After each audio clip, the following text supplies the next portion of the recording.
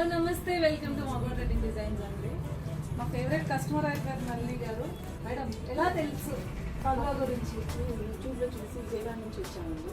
విజయవాడ నుంచి ఇప్పుడు కాదండి, లాస్ట్ 1 month నుంచి ప్లానింగ్ ఇక్కడ రావడానికి.